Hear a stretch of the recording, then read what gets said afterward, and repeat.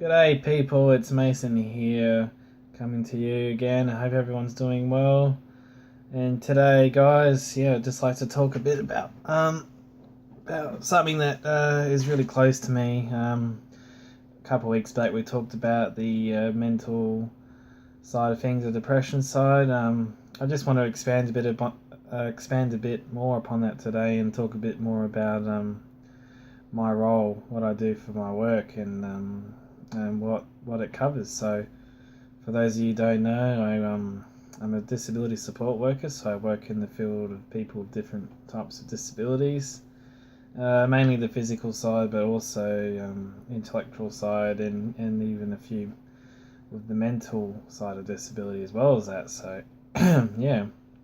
Um, just so you know, just quick let you guys know, it's actually quite a big career change for me, because I used to work in the field of computing. Actually, I used to be in IT, and used to work at a few different schools and a few private companies, and because all my life I've had a brother who's suffered at times severe mental disability. I've always been interested to see the physical side. So one day I made some inquiries, and got to do a course, and got certified and did all my training. Yeah, you got to do all your first aid training, your manual handling training, CPR training, and only then, and a police clearance, and only then can you be qualified to then work in people with disabilities. So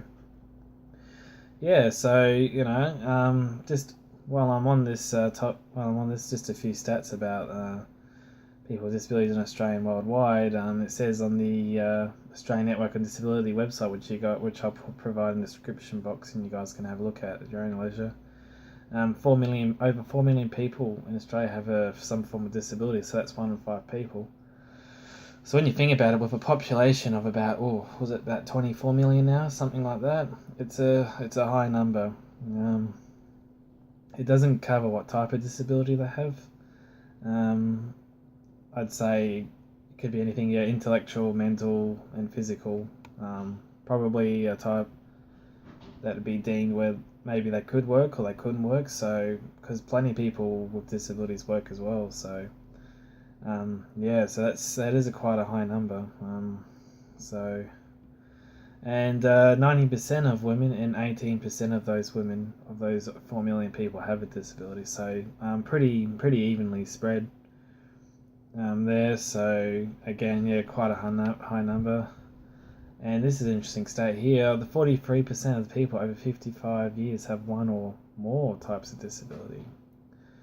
So it could be an acquired type of disability that people get as they get older, from various conditions, or accidents or operations, or degenerative type of maybe part of their body they might have, so that gives them that type of disability. So also number one, 2.2 million Australians of working age 18 to 65 disability, and people with disability are twice as likely to be in the bottom 20% of gross household incomes.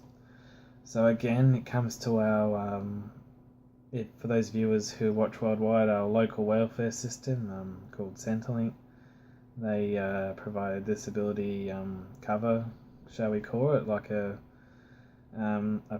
payment for people to get if they have a disability and they are deemed unfit to work. They can get a payment. Obviously, there's enough issue to talk about in terms of how they do it, because we've had a few issues with them. But so that's definitely not surprising, those stats there. The TOS disability. 1 in 6 Australians have affected by hearing loss. So my brother also has a half-deaf ear due to his birth. The way that he was born was incorrect. Was not done properly. So he suffered trauma to his head, and hence had some hearing loss. So that's it's a little bit staggering, to be honest, guys. Like, it's a lot of 1 in 6 is quite high, especially with hearing loss. Approximately 30,000 deaf people. 30,000 deaf people, total hearing loss. So 30,000 people, quite a fair few there as well. 357,000 people in Australia have blind or low vision. So again, blindness is also people with sight issues. Long sightedness, short sightedness is another issue. So that would also affect your day-to-day lifestyle. So that's quite another high stat there. And 10% of the population has dyslexia. So I remember when I was at school, there was quite a few people in our year level, they couldn't read or had dyslexia. So it was quite a challenge for those individuals to to read properly and to achieve their grades that they needed to do with lots of reading and writing and essays and all stuff like that. So there was quite a high number of people in our school. I'm sure plenty of other schools around the world and in Australia probably have the same issues. So, and another telling stat here: 45% of the population will experience a mental health disorder during their lifetime. So, again, whether it's probably also mainly brought on from experiences during their lives, from when they're young to adulthood.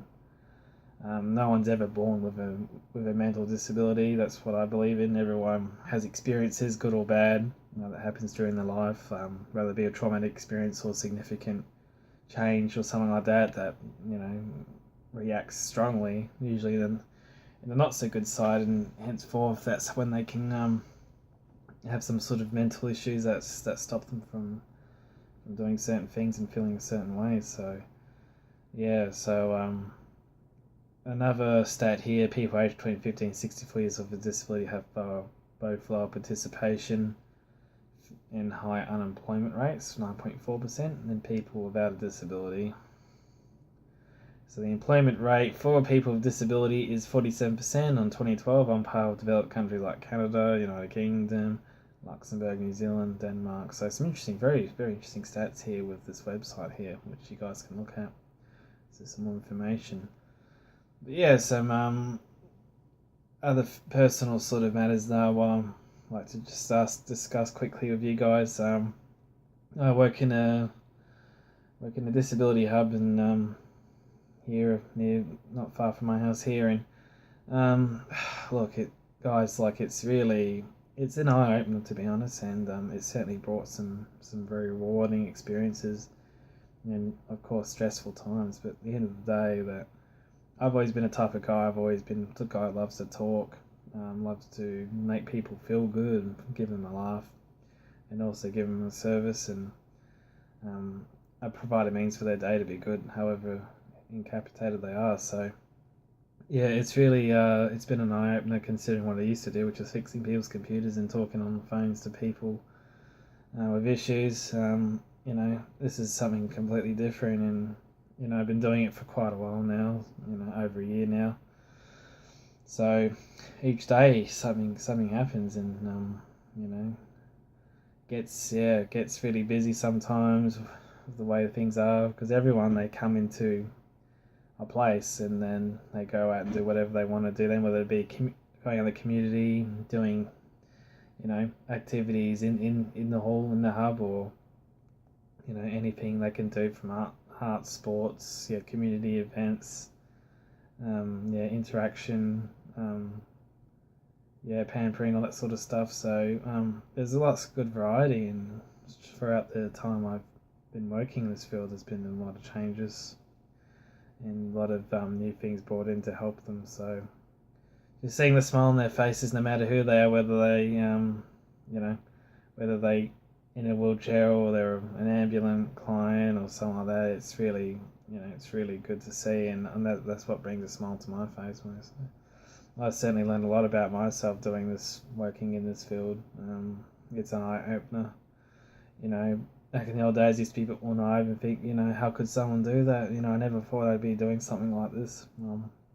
It's the same you could say for people who are surgeons or nurses or aged care workers, even, like some of those jobs. Or you could say with a lot of stuff in the healthcare industry. Got to tip your hat off to those people who provide the hard work to other people who, whether it's someone who's drunk and knocks himself out, and then they got to be rushed to hospital, and those poor buggers there at the hospital have to work on them, and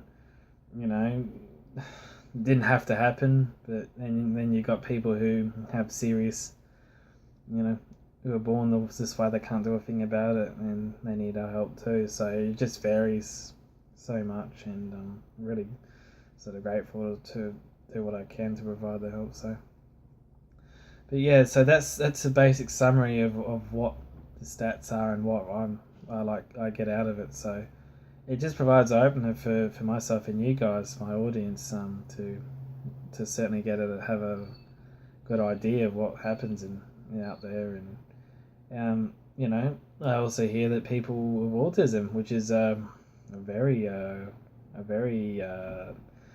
common sort of type of disability now. People, they say, like, because of the chemicals in certain foods and stuff, more babies are born with autism, and that's apparently set to increase. I think by 2030, about to one in 5 children. So yeah, that's another thing to keep an eye on there, especially with the way things are going around the world now with produce and manufacturing and all that. So it's certainly something to keep an eye out. So, all right, guys. So yeah, that's all for today, and I'd like to thank you for watching the video, and don't forget to subscribe to my video, guys, and yeah, just give me any sort of topics or comments you guys like to make. Just feel free to make that comment down in the box below. So yeah, I hope everyone has a good day, and I'm coming up with some new topics to talk about soon, and yeah, hope everyone has a good day. All right, so goodbye, YouTubes.